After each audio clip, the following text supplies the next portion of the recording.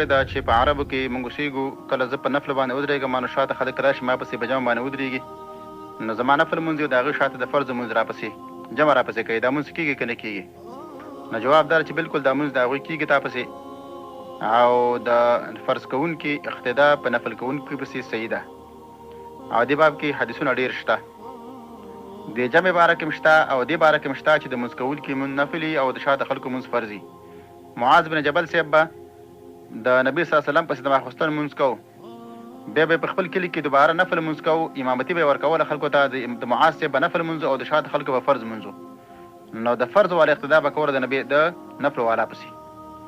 همدغسې کله چې د امام د امامتۍ خیال هم نه او شاته خلک دې پسې ودرېږي امامتي کولی شي نبي صلی الله علیه وسلم په جومات کې قیام اللیل کول او ابا خبر نو شاته به صحابه کرام راغلي ډېر به د هغې پسې شاته ولاړو امامتي به ورپسې کوله عبدالله بن عباس یې فرمایي زما د نبي علیه السلام کاره شپه وه نبي علیه السلام د شپې راپورته شو قیام اللیل کول نو نیت یې وتړه لمونځ یې شروع کړه زه راپورته شم زه هغې پسې ودرېدم د نبي علیه السلام په دې چپ اړخ کې ولاړم نو زه یې د خپل ښي طرف ته راواړولم او ما د هغې سره لمونځ شروع کړه نو ګوره په دې ځایونو کې نبي صلی الله علیه وسلم د امامتۍ نیت نه و کړی